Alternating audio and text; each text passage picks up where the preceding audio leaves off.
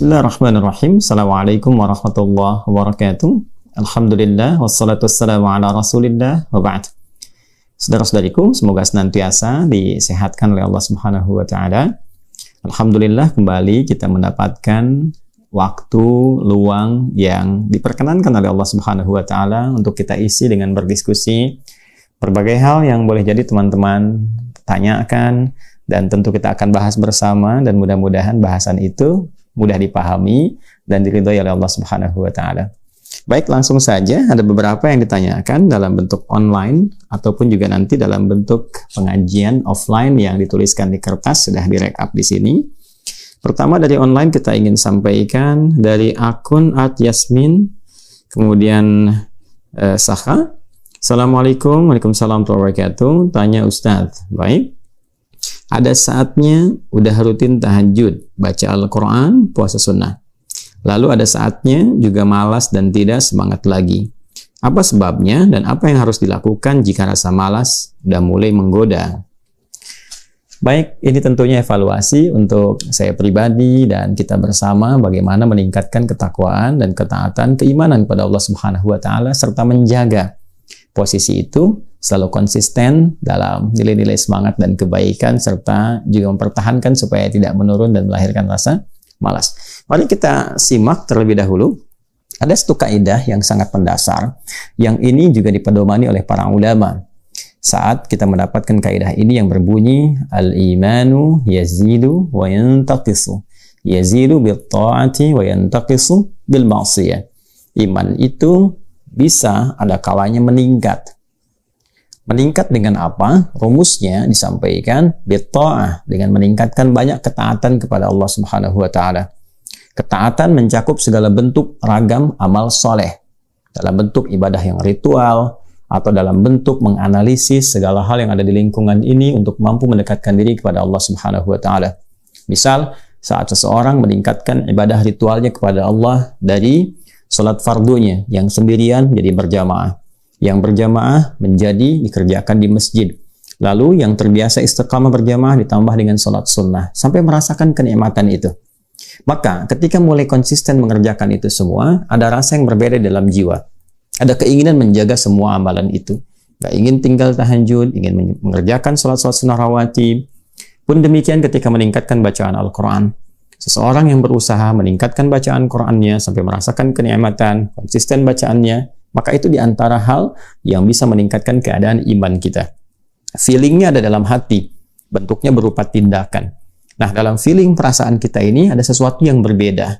Ada syu'urul iman, dzauqul iman, nilai rasa iman. Itu yang digambarkan misal dalam Al-Quran surah ke-8 Al-Anfal ayat yang kedua, kaitan dengan bacaan Al-Quran.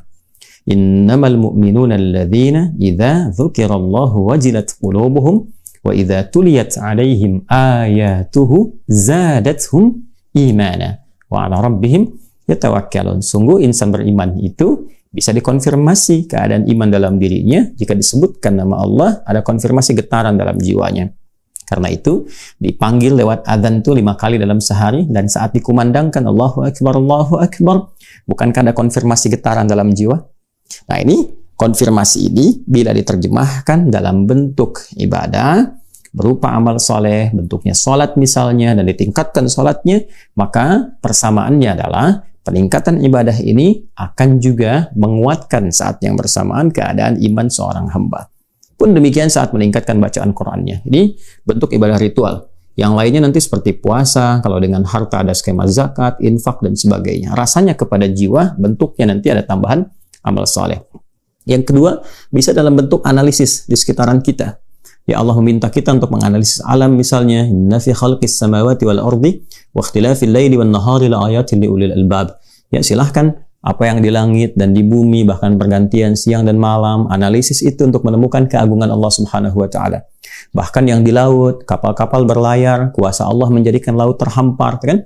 Quran surah kedua misalnya Al-Baqarah ayat 163 itu sampai dengan 164, sampai di 164-nya kita temukan kalimat inna fi khalqis samawati wal ardi wa ikhtilafil laili wan nahari wal fulki allati tajri fil bahri bima yanfa'un nas. Demikian ayat-ayat yang lain kita diminta menganalisis unta misalnya. Afala yanzuruna ilal ibili kaifa khuliqat atau pada diri kita sendiri. Wa fi anfusikum afala tubsirun. Analisis diri kita, bagaimana Allah menciptakan dengan sempurna, dari mulai mata dulu misalnya, bagaimana syarafnya, segala halnya, kan? Kemudian sampai dengan ke telinga, ke lisan, sampai ke telapak tangan, ada sidik jari dan sebagainya. Siapa yang mampu menciptakan itu semua? Karena itu, ketika semua fenomena alam ini dihitung dan berwujud berupa ilmu pengetahuan yang terukur, ada sensenya, yang mengukur segalanya, rotasinya, dari mulai bumi, dari orbitnya matahari, planet-planet dan sebagainya bisa terukur. Tujuan terbesarnya adalah bukan sekedar ingin menjadikan seorang hamba meningkat aspek intelektualitasnya sehingga menjadi seorang ilmuwan, mampu mengatur kemudahan dalam beraktivitas. Tidak. Itu hanya capaian-capaian kontemporer yang disajikan dengan garis-garis tujuan temporer saja. Kontemporer dalam artian setiap masanya selalu menemukan penemuan baru. Temporer terbatas dunia saja. Lebih jauhnya lagi adalah bagaimana seorang yang menguasai bidang-bidang itu mampu mengenalkan dirinya dengan Allah Subhanahu wa taala. Jadi, orang yang hebat fisika itu pada ujungnya adalah orang yang mengenal Allah dengan ilmu fisikanya.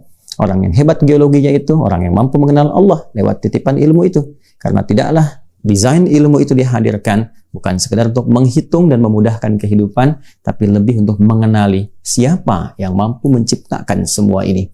Karena itu, pada skema yang kedua ini, Allah meminta kepada kita, silahkan analisis apa yang telah aku tetapkan dengan sempurna.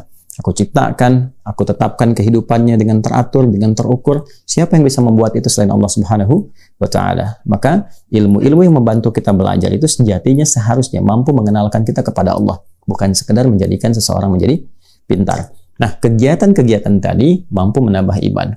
Secara singkat, kalau semuanya diakumulasikan, maka semua tadi disebut dengan amal soleh. Karena itu, seringkali kita dapatkan kalimat amal soleh dalam Al-Quran bersanding dengan kata iman. Ya, seperti Quran surah ke-103, Al-Asr. Kan?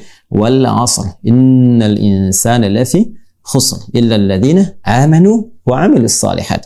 Jadi, iman jika dipadukan dengan amal soleh, saat yang bersamaan, iman itu akan semakin meningkat dan amal solehnya pun akan semakin beragam kita nikmati.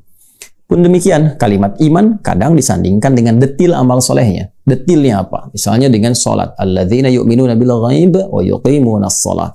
Kemudian, wa mimma razaqnahum yunfiqun, dengan infak. Dengan puasa, ya ayyuhalladzina amanu kutiba alaikumussyam. Jadi ketika menunaikan puasa, iman meningkat. Ketika sholat diperbanyak, iman meningkat. Ketika baca Al-Quran, iman meningkat. Pun demikian ketika berinfak, iman meningkat. Itu skemanya. Nah, sisi lainnya, wa yantaqisu aw yanqusu bil ma'siyah. Maka cenderung iman itu akan menurun kualitasnya, ya, mengecil kemudian takarannya jika seseorang mengerjakan perbuatan maksiat yang melanggar ketentuan dalam syariat. Kalau tadi yang benar amal saleh, yang ini dia kerjakan amal salah misalnya. Ya, alih-alih dia salat, dia merubah bermaksiat, ditinggalkan salat misalnya, mulai menurun. Dari yang mulai tidak berjamaah, tidak ke masjid, tidak berjamaah, kemudian mulai tertunda sholatnya sampai tidak sholat. Maka suasana hatinya akan berbeda, kegelisahannya mulai tumbuh. Yang jadi persoalan ketika dipanggil lewat adzan pun sentuhannya menjadi berkurang, jadi telat, jadi ditinggalkan dan sebagainya. Itu problem. Jadi ketika seseorang merasakan penurunan dalam ibadah, seakan imannya sedang menurun, maka problem pertama mesti dia tanyakan pada dirinya, perbuatan maksiat apa yang pernah dikerjakan oleh bagian tubuhnya. Kalau mata tak sanggup melihat kebaikan, berarti mata ini pernah melihat yang salah. Kalau telinga tak cepat mendengar respon kebaikan, adzan, tausiah, panggilan kemuliaan, berarti telinga ini sering mendengar sesuatu yang tidak bagus. Ya, kalau lisan sering berkata yang tidak baik, berarti pulsa kebaikannya berkurang di lisan. Maka cari lawannya. Mulai biasakan melihat yang baik, mulai mendengar yang saleh, mulai bertutur yang mulia. Maka ini akan mengembalikan kembali hal-hal yang ingin kita tingkatkan dari nilai keimanan itu. Boleh jadi kadang-kadang bentuknya bukan maksiat, ya, bentuknya terlalu fokus pada urusan dunia, terlalu mengejar materi sehingga lupa dengan akhirat. Kan pasangan akhirat itu dunia, ya kan? Ini ula pertama, akhirat nanti yang kita raih. Walal akhiratu khairul laka minal ula. Jadi kalau terlalu fokus pada dunianya, maka secara bersamaan, ya persamaan terbaliknya bahkan ya akhiratnya pasti menurun. Jadi kalau kanannya itu kita naik, akhiratnya, dunia pasti porsinya akan mengecil, ya. Karena porsi mengecil itu maksudnya dunia dikerjakan tapi tetap terbawa ke akhirat. Tapi kalau dunianya yang dikejar, maka ini pasti menurun dan gak akan ikut ke dunia. Karena skemanya berbeda. seperti bayangan, ya kata Ibnul Qayyim Al-Jauziyah rahimahullah, seperti bayangan. Di bayangan itu kalau dikejar selalu nggak akan pernah didapati, ditangkap nggak akan dapat. Ya, itulah dunia. Jadi selalu nggak akan puas, kejar lagi, kejar lagi, kejar lagi. Walaupun harta sudah banyak, pengen kejar lagi. Terkadang godaannya menempuh dengan cara yang salah. Maka caranya berbalik, kejar akhirat, maka dunia akan mengikuti. Kurang lebih ini, jadi jawaban cepatnya, jika ingin meningkatkan keimanan kepada Allah, maka tingkatkan amal saleh. Kerjakan ketaatan, lalu jauhi maksiat. Maka mudah-mudahan dengan itu, diawali dengan niat yang ikhlas, berdoa kepada Allah, meminta perlindungan dan kekuatan. Setelah itu mencoba untuk memulai dan cari orang-orang baik sekitaran kita untuk menjaga semua amalan itu bisa konsisten sampai kita menemui ajal dan kembali kepada Allah Subhanahu wa taala. Demikian saudariku, semoga bermanfaat, semoga Allah ridhai, dan semoga bisa dipahami yang benar dari Allah dan Rasulnya. Kalau ada kekurangan, kesalahan mutlak dari saya, silahkan ditinggalkan, abaikan, dan ambil setiap yang baik yang Allah dan Rasulnya ridhai. Assalamualaikum warahmatullahi wabarakatuh.